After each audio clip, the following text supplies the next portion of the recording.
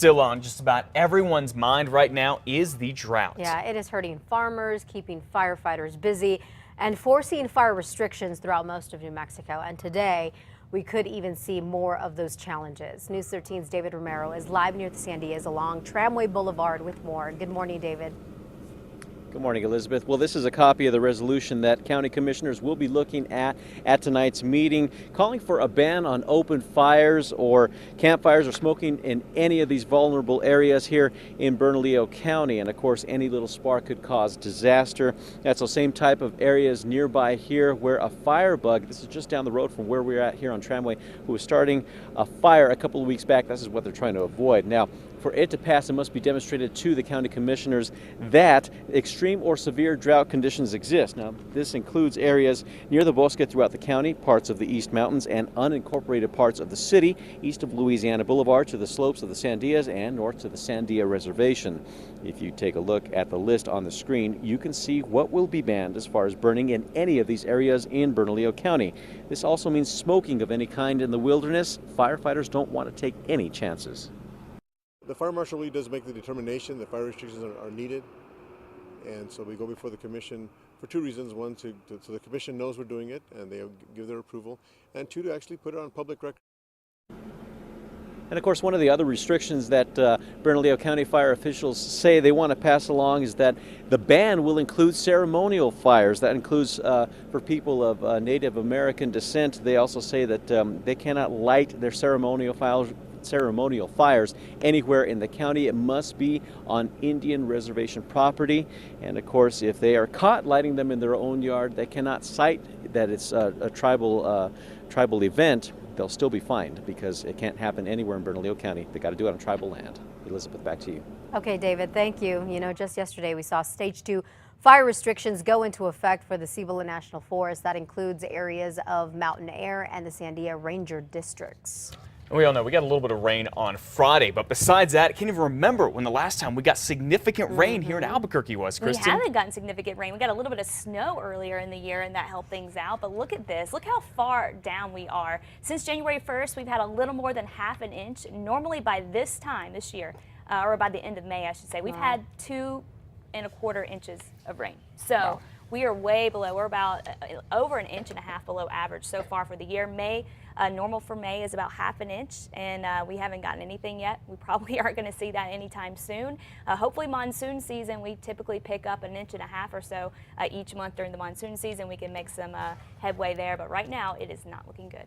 Okay, thank you for the heads up on that, Kristen. Now, besides dealing with fire restrictions, Bernalillo County commissioners are also set to tackle overcrowding at the MDC tonight. That's right. They're set to vote on a plan to spend more than $7 million through July 2014.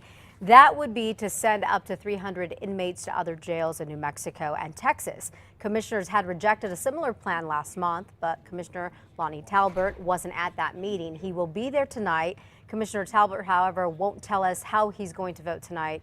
A federal lawsuit from back in the 90s is forcing the county to fix the overcrowding problem and is costing the county millions of dollars in court costs. We will be at that meeting tonight and let you know what happens.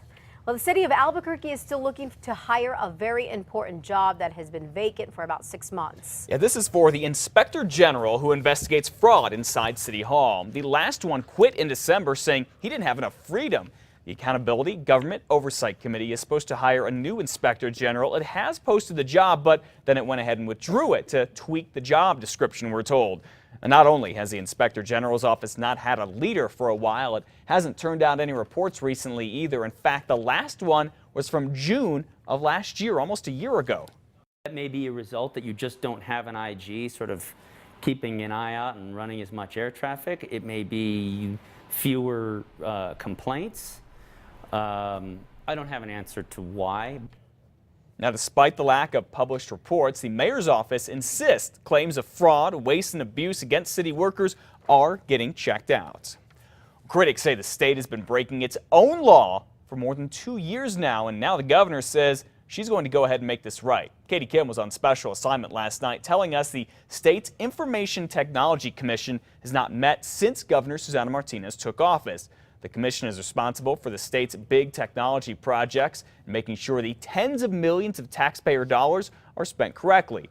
But Governor Martinez says the IT Commission did not have a great track record with former Governor Bill Richardson's administration, so she has held off on appointing people to it. We need to have people who are qualified and understand whether or not those are good investments. When you came in the door, though, you were able to replace all those people. Yes. Has that happened? That's happening now. Governor Martinez says she'll appoint people to the IT Commission in the next 30 to 60 days. To watch Katie Kim's entire report, go to KRQE.com or watch 2 Casa Fox tonight at 9. Elizabeth? Albuquerque investigators are working on what could be a big lead in the case of a woman who was struck by a stray bullet at a church. 74-year-old Merced Estrada was hit in the head by a bullet as she stood in front of the San Jose Church on South Broadway on Sunday. About the same time, less than a mile away, someone fired 3 shots in a drive-by at a duplex on Riverside Drive. Now, investigators say the bullets are from a 9mm, the same caliber as the bullet that hit Estrada. She is still in the hospital, but she should fully recover. APD and the Sheriff's Department are jointly working on the case. New 911 calls show the chaos and fear at St. Jude Thaddeus Church 2 weeks ago when police say a young parishioner went berserk and went on a stabbing spree. The rescue has been stabbed. A crazy young man has come stabbed him. Police say 24-year-old Lawrence Capner started stabbing the choir director and 2 others within his reach. He faces charges of aggravated assault. All the victims in the attack are expected to be okay. The city of Albuquerque is now asking for a new trial 2 months after it was ordered to pay the family of a man who was killed by a cop millions. The city says jurors should have had a verdict form to allow them to limit damages for the civil case where Officer Brett Lampiers Tremba shot and killed Kenneth Ellis, an Iraq War veteran, back in 2010. The city also says the court was wrong when it didn't allow lawyers to compare the city's fault with Ellis's own fault in the shooting. The jury awarded Ellis's family more than $10 million in a civil wrongful death suit. The city would not talk about this now, but Ellis's dad sure did. It's mind-boggling to me how they can just continue on dragging this out whenever it's already been proven that they killed my son and it was unjust. The Ellis's family attorney says it could be another year or 2 before the family gets any of the money as the city appeals. Well, Sandoval County's lockup could start housing federal inmates once again, giving the county cash it desperately needs. The U.S. Marshals Service inspected the jail last Thursday. Last year, it pulled 200 federal inmates out, but it won't exactly say why, though we do know 2 committed suicide at the jail last year. If Sandoval County doesn't get those inmates back, it'll have to pay the $7.5 million to run the jail by itself, and that'll hurt the county's budget. The money from the federal government had been paying for about half that every year.